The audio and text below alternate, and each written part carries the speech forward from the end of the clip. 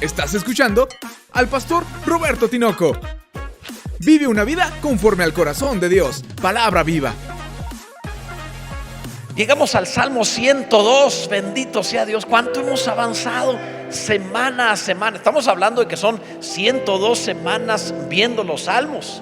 Imagínate nada más cuánto hemos aprendido acerca de cómo transformar nuestras experiencias en alabanzas. Ninguno debería encontrarse en una situación de desesperanza. Ninguno debería encontrarse en una situación de no saber qué hacer, o de desilusión, o de falta de fe. Y si así fuera, con todo, el Señor nos vuelve a recordar en el Salmo 102 que podemos estar entre el dolor y la esperanza, y cómo reaccionar en un momento difícil de la vida. Entre el dolor y la esperanza le he titulado este mensaje, y vamos a leer varios versículos. Primero leeremos los versículos 1 y 2. Luego pasaremos a los versículos 12 y 13 para más o menos resumir el contenido del Salmo. Recuerda que la Biblia se debe leer cada vez que sea posible en voz alta. Vamos a leerlo, por favor. Dice la Escritura: Yahvé, escucha mi oración y llegue a ti mi clamor. No escondas de mí tu rostro en el día de mi angustia. Inclina a mí tu oído, apresúrate a responderme el día que te invocare. Versículo 12: Mas tú, Yahvé, permanecerás para siempre, y tu memoria de generación en generación. Te levantarás y tendrás misericordia de Sión, porque es tiempo de tener misericordia de ella, porque el plazo ha llegado. Bendito sea el nombre del Señor. Gloria a Dios. Entre el dolor y la esperanza.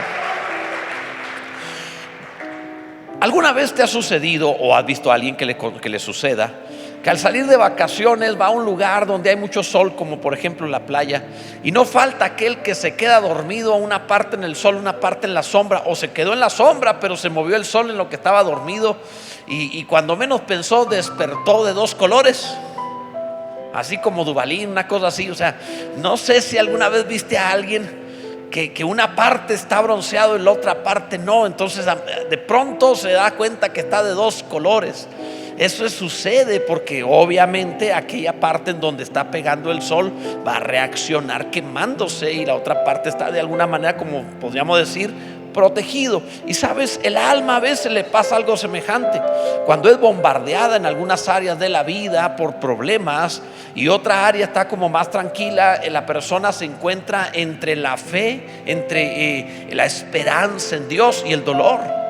Puede estar entre ambas cosas. Es cristiano, no ha perdido la fe, pero también tiene experiencias que de momento le hacen pensar: y Dios, ¿por qué no me ayuda en esto? Y no es que dude de que Dios sea Dios, no es que dude del poder de Dios, ni siquiera de la bondad de Dios, sino puede dudar de que Dios quiera ayudarle a él.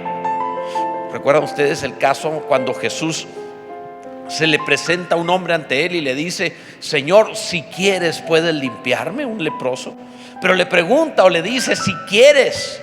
Este hombre no dudaba del poder, no dudaba de que Jesús pudiera hacerlo. Lo que dudaba es que quisiera hacerlo.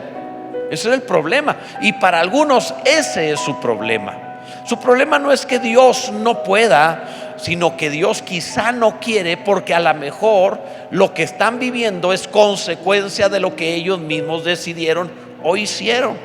Es decir, están pagando consecuencias. Entonces, ¿con qué cara le digo si estoy metido en este lío por mi culpa? Más o menos es algo de lo que está orando el salmista.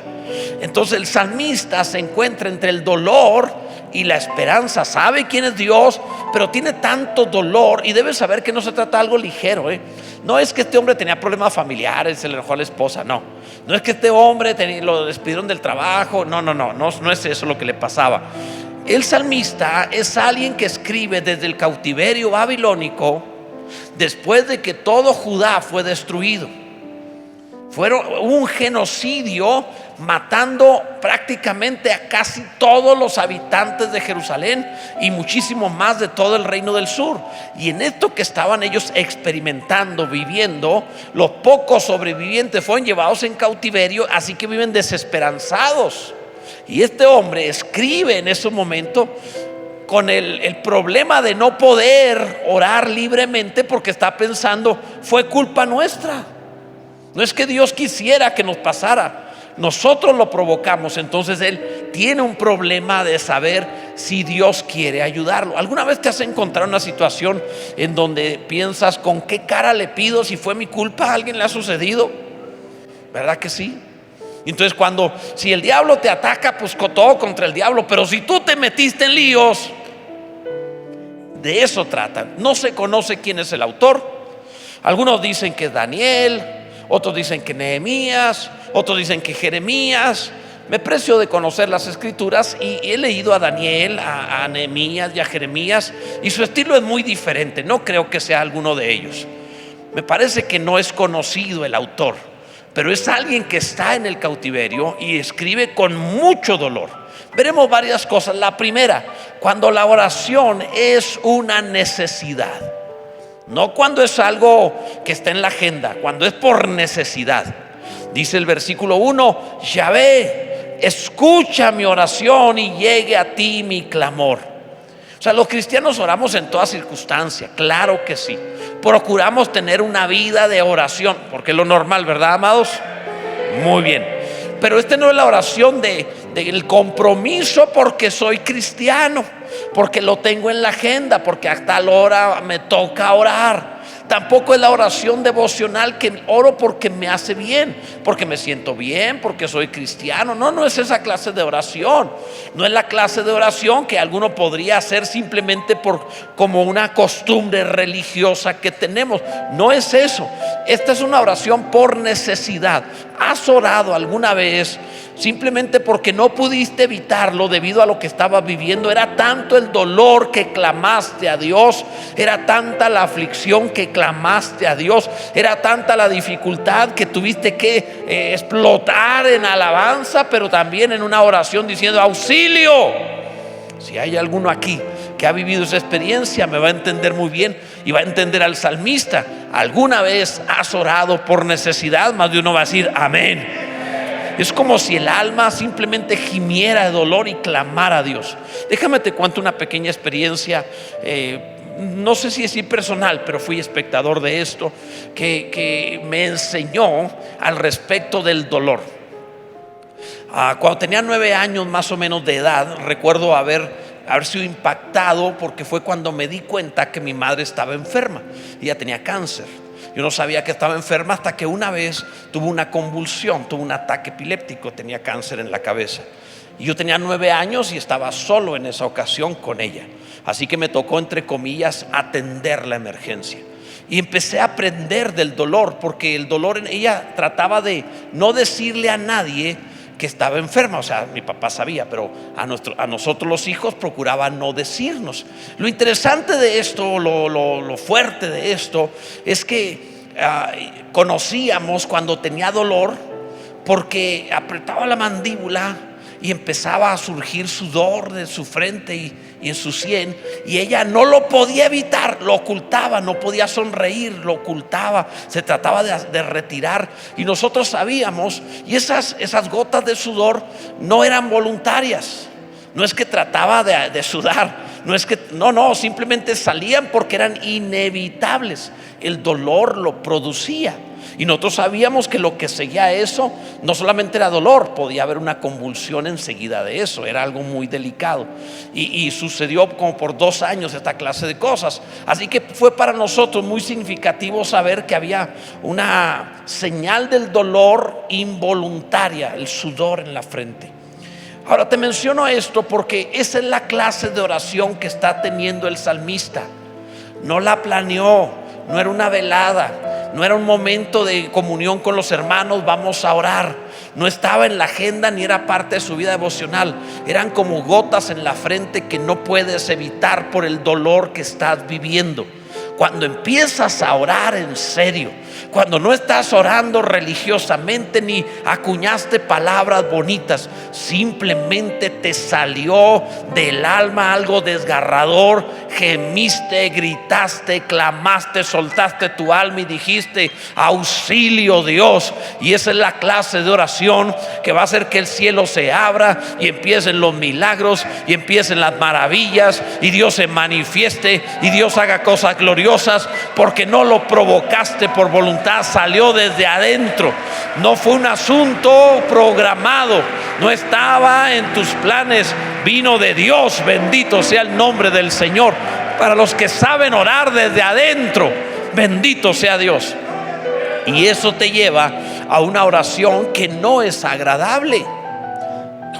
No es agradable. Mira, dice el versículo 2: no escondas de mí tu rostro en el día de mi angustia.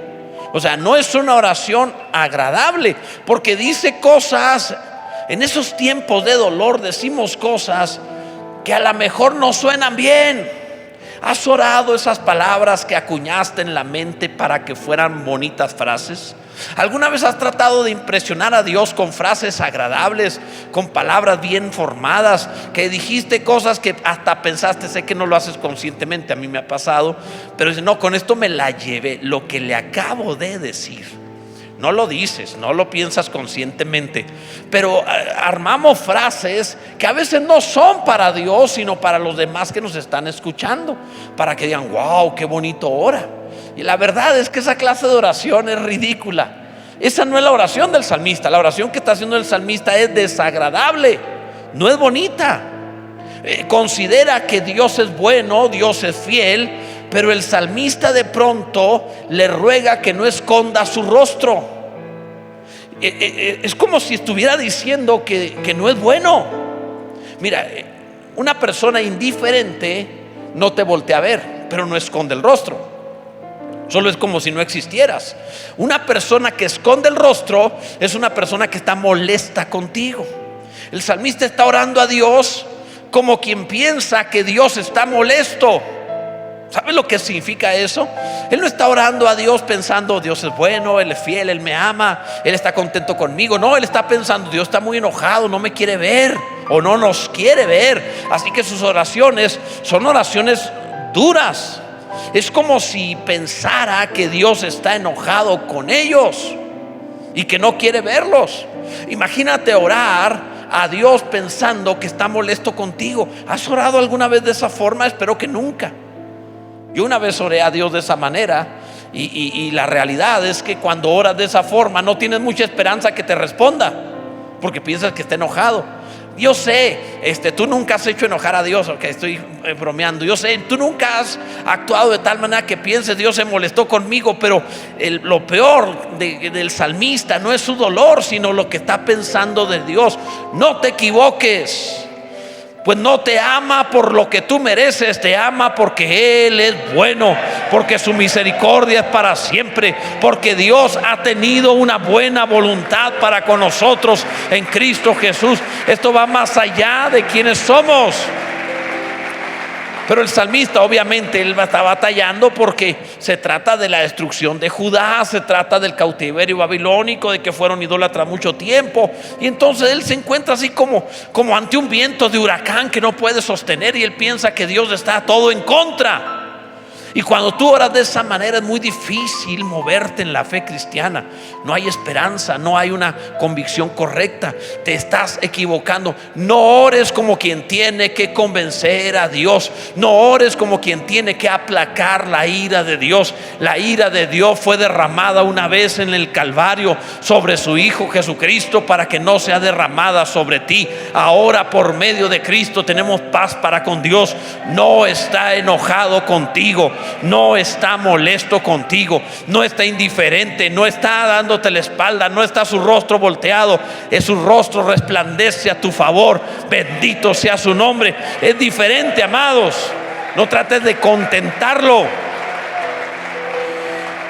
Por eso ora el salmista de esa manera y luego además se pone exigente, reclama así a la de ya. ¿Cuándo? Ahora, dice en el versículo 2, la segunda parte: apresúrate a responderme el día que te invocare. O sea, en estos momentos cuando el dolor te hace orar de lo profundo, de pronto te pone exigente. Se ve soberbio, pero no lo es dolor.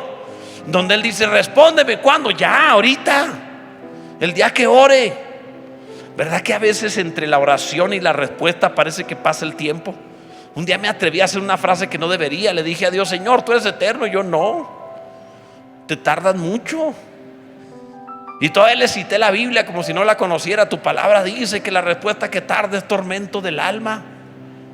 Imagínate Dios haber dicho: wow, no me sabía ese versículo. Qué bueno que me lo dijiste, ya no me acordaba de él. Así somos a veces. O sea, en ocasiones creemos que torcemos la mano de Dios. No es la manera correcta, pero entendamos, es dolor.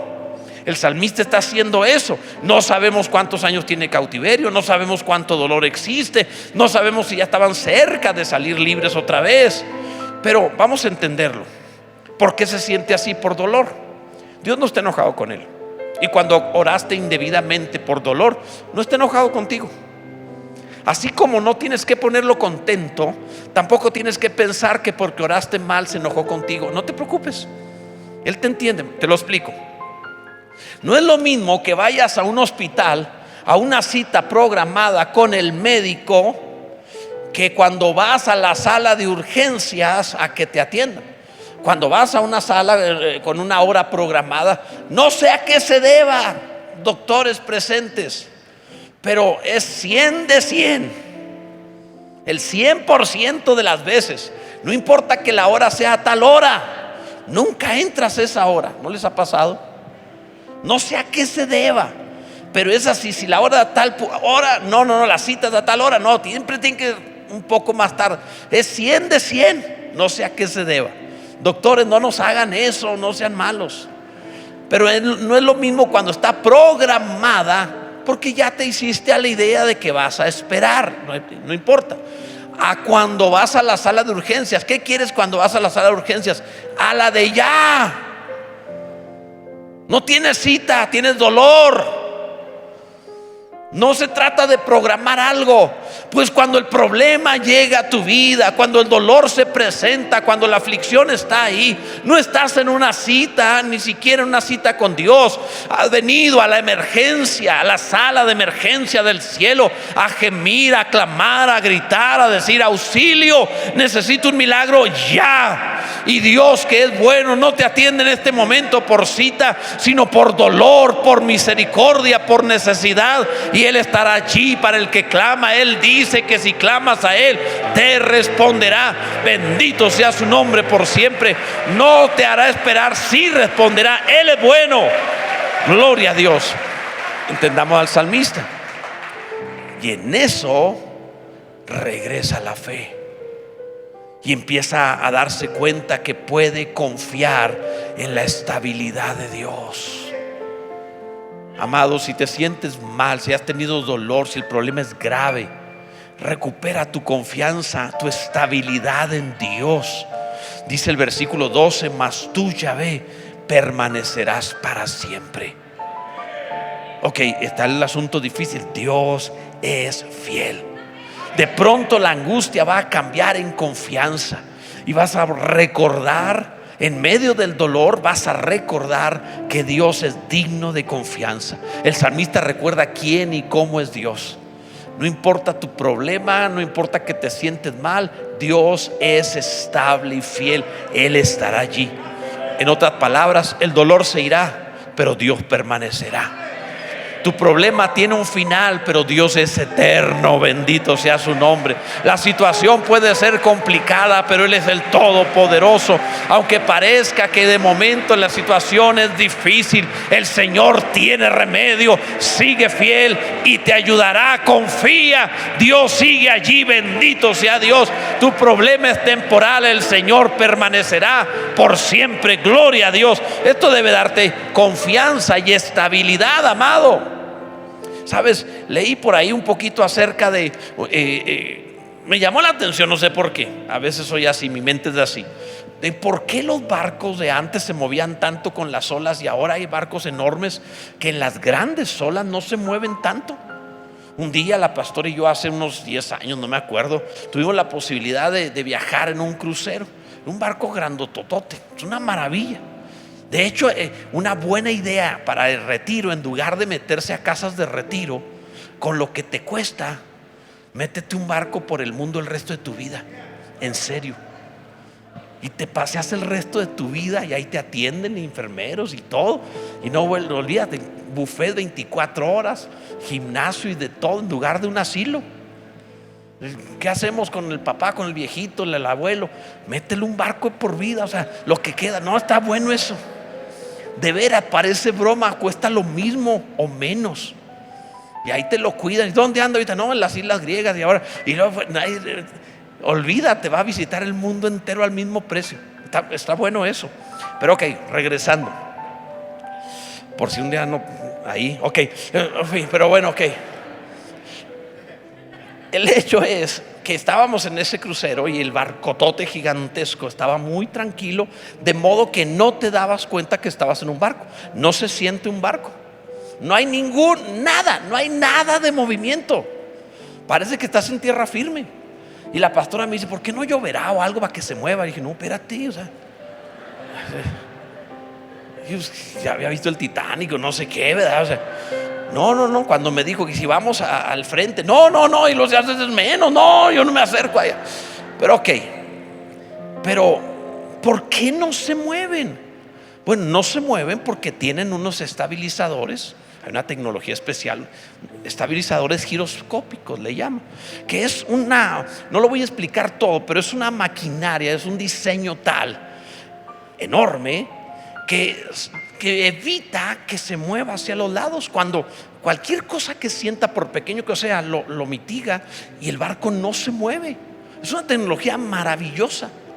Se ha probado en barcos pequeños donde ponen a personas que lo están moviendo y lo activan el estabilizador, y por más que tratan de moverlo ya no se mueve, está estable. Es una maravilla, amados, eso. Ok, yo he visto que la fe, la confianza en el Señor es un estabilizador del alma. Cuando tú confías en Él, independientemente del problema, independientemente de la situación, independientemente de la circunstancia, por grave que parezca, cuando tú confías en Él, no serás avergonzado. No se mueve la vida hacia ningún lado de forma negativa. Estarás estable, estarás en paz, estarás bien. Recupera tu confianza en Él y estarás seguro. Él es digno de confianza. Bendito sea su nombre. Gloria a Dios. Bendito sea Dios. Y esto nos lleva a confiar. ¿Cómo? ¿Por qué? En su reputación. Él es digno de confianza, amados. El salmista pronto recordó: porque estoy tan preocupado. Mira lo que dice él: y tu memoria de generación en generación. Empieza a recuperar la confianza a partir de pensar como si no hubiera hecho antes un milagro. Pues si de generación en generación Él es digno de confianza, ya lo ha hecho antes, sacó de problema a tantos. Ve la historia, hay demasiados milagros, maravillas, prodigios, cosas que Dios ha hecho, sanidades, bendición. Hay tanto en la historia de lo que Dios ha hecho que puedo confiar. Pues si no está improvisando, no es la primera vez, no va a empezar hoy su poder a manifestarse, lo ha hecho por toda la historia. Puedo confiar en Dios. Él es digno de toda confianza. Bendito sea Dios. Esto es maravilloso. Hasta los enemigos del pueblo de Dios saben que Dios es confiable. Pregúntenle a Egipto si no tiene poder el Señor y verás. Pregúntenle a los cananeos si no es Dios digno de toda confianza. Él es bueno y es poderoso. No tengas temor. Piensa en la reputación de Dios, piensa en lo que ya ha hecho y vas a decir: ¿por qué me preocupo? Él sabe lo que hace y lo va a volver a hacer. Bendito sea Dios. Es como cuando contratas los servicios de alguien. Si contratas los servicios de un arquitecto, ves sus obras. ¿Qué has construido? No, pues esto. Y qué bueno, me gusta, yo quiero también. Si contratas los servicios de un médico, pues checa a ver quiénes ha sanado, a los que atienden. No, se me murieron todos, pues mejor ahí no. Pero sí, atiende y sana gente. Y tú dices: yo quiero ahí. Claro, pues se trata de alguien que vale la pena. Si tú contratas un abogado y ¿cómo qué tan bueno es? No, pues todo lo saca libres. Este es buen abogado, lo quiero a él. O sea, esa es la forma correcta de contratar el servicio de alguien. De la misma manera, alguien me preguntaba, entre paréntesis, me preguntaba: pastor, ¿cómo puedo saber si soy pastor? Alguien que tenía 20 años en el ministerio. Le dije: pues si te lo está preguntando ahorita no eres, pero ok, pero es bien fácil. Salvas gente, en el conocimiento de Dios se convierten. se estabiliza su vida, hay resultados, la iglesia crece, eres pastor, sabes los frutos. ¿Cómo saber que Dios es digno de confianza? Es muy sencillo. Ve sus obras, sus maravillas, sus prodigios, sus milagros, sus sanidades. Cada vez que interviene, ve los evangelios. Por donde Cristo pasaba, había salud, había bendición, había abundancia, había multiplicación, había gracia de Dios dispensada a todo aquel que estaba cerca. Dios es bueno. Vuelve a confiar. No piensen más en el problema. Dios es bueno. Bendito sea su nombre. Gloria a Dios. Confía también en su misericordia. Y esto es importantísimo para el salmista y también para ti, para mí. Dice el versículo 13: te levantarás y tendrás misericordia de Sión. Mira, cuando empieza a crecer en fe, te das cuenta en la misericordia de Dios. Piénsalo. El salmista sabe que están en ese problema por culpa de ellos. Dejaron a Dios, se fueron tras los ídolos, dijeron a Dios: no queremos nada contigo. Dios respetó, porque Dios así es, te va a respetar. No quieres, te vas a un lado. Aquí estoy cuando quieras volver. Pero Él respeta la decisión. El hecho es que se fueron por ídolos y se metieron en problemas. Los enemigos los destruyeron. Fue espantoso. Dios estaba enojado, pero no porque quisiera matarlos, enojado por el aspecto de que no saben el lío en que se están metiendo. Hazme caso, no hagas eso. Entonces se metieron en problemas, y ahora el salmista decía: ¿cómo clamamos a Dios para que nos ayude si fue nuestra culpa? Entonces se acordó su misericordia. La gracia es cuando Dios te da lo que no te mereces, pero la misericordia es cuando Dios no te da lo que sí te mereces. Y él entendió: wow, fue nuestra culpa, pero Dios tiene misericordia y no me va a dar lo que merezco. Dios tiene misericordia y me va a ayudar. Te lo voy a ilustrar de una manera muy sencilla. Tengo un amigo que parecía, en la infancia parecía como que o no le dieron leche, quién sabe qué, pero él bastaba un resbalón para que se quebrara. Era bien quebradizo. Y un día se quebró los dos brazos al mismo tiempo. Y era culpa de él. Sabiendo que era quebradizo, jugaba con los que no nos quebramos. Era obvio. O sea, hay algunos que, bueno, yo tengo quebrado la frente, pero porque me estrellaron contra un poste de metal. Eso es otra cosa. Así quedé ya a partir de eso. Pero no fue mi culpa. Pero este muchacho se quebraba por su culpa. Se subió una patineta, se detuvo la patineta. Ya saben que las banquetas mexicanas tenemos partidas todas las banquetas. Se detiene la patineta, se va y se quiebra. ¿Qué va a hacer el médico con él? Lo llevan al hospital. El médico no va a decir: no, es culpa tuya. ¿Quién te manda? Yo no sano a los que tienen la culpa. Yo nada más atiendo a los que no tienen la culpa. Pero todos los que tienen la culpa, que le vaya como los que se mueran. Ningún médico hace eso. Todos los médicos lo que hacen es, independientemente de que sea su culpa o no sea su culpa, te voy a ayudar a sanar, porque es médico. ¿Entiendes a Dios? ¿Sabes que Él es el Salvador? Independientemente de que estés en ese lío por tu culpa, Él sigue siendo tu Salvador. Él sigue siendo tu ayudador. Él sigue al pendiente de ti. Él te va a ayudar, te va a sacar de ese lío. Aunque sea tu culpa, Dios tiene misericordia. Bendito sea nuestro Salvador. No te dejará, no te desamparará. Estará ya contigo siempre. Gloria a Dios. Deberías adorar un poco y gritar una alabanza y agradecer a Dios su bondad y su fidelidad. Gloria a Dios. Por último, el salmista confía en el amor que Dios le tiene a su pueblo. El amor de Dios por su iglesia. En este caso él pensaba en Jerusalén. Nosotros pensamos en la nueva Jerusalén, la iglesia. Dice el versículo 13: porque es tiempo de tener misericordia de ella, porque el plazo ha llegado.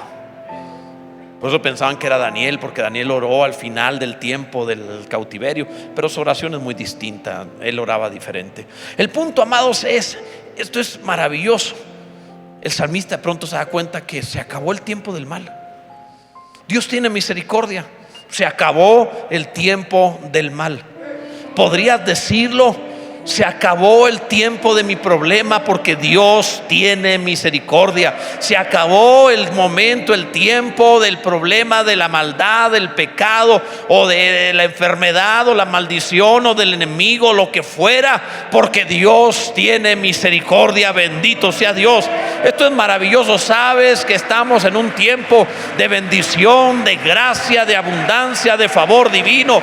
Gracias por Jesucristo. Bendito sea Dios. Tienes que tomar la palabra del salmista. El plazo ha llegado, dice. Tienes que decirlo tú. El plazo de mi milagro ha llegado. El plazo de mi bendición ha llegado. El plazo de mi abundancia ha llegado. El plazo de la gracia de Dios sobre mí ha llegado. El plazo en el cual se termine el mal y empiece el bien ha llegado. Porque Dios tiene misericordia. Gloria a Dios. Y en esto, amado, es tan sencillo como confiar en Él. Mira, alguna vez, ya casi no se están usando los cheques como en otra época, pero era muy común en otro tiempo. Recuerdo cuando me dedicaba a los negocios, recuerdo que tenía un cliente en especial que le fascinaba tardarse todo lo que pudiera en pagar. Incluso un día le dije: ya no quiero trabajar con usted, pero o llevarle su empresa, pero tardaba lo que fuera. Y cuando te pagaba en cheque prefechado. O sea, no solamente se tardaba, cuando te entregaba el cheque tú salías contento y luego veías la fecha. Malvado, me lo puso un mes adelante. Porque era muy común hacer esas cosas en otro tiempo. Y era espantoso, te enojabas, pero ¿qué hacías? Ya te pagó. Nada más que el prefechado. Ahora, de todas maneras, llegaba la fecha y cobrabas. Lo que trato de decirte es que posiblemente tu milagro parece que se tardó y el cheque prefechado, pero el plazo ya llegó. Cóbralo con la fe, cóbralo confiando, cóbralo por la misericordia de Dios, cóbralo porque le has creído a la palabra de Dios para ir delante de Él y decirle: el plazo ha llegado, el tiempo de mi milagro se ha cumplido. En el nombre de Jesús vengo por la gracia, por la misericordia, por el poder que tú tienes para que derrames esto sobre mi vida. Y si alguno lo cree, diga amén. Bendito sea Dios. Se terminó, según el salmista lo dice, y lo creemos, el tiempo entre el dolor y la esperanza. Confía, el plazo de bendición se ha cumplido. Acabas de escuchar la palabra de Dios y hay mucho más si tú te metes a algunas de las redes sociales para poder oír, para poder conocer más al Señor. Cada palabra tiene el propósito de una mejor relación con Dios. Hay mucho material que puede servirte. Inclusive, por ejemplo, el Instituto Bíblico, tú puedes entrar y conocer más en institutobiblicopov.com. Dios va a bendecir en abundancia tu vida.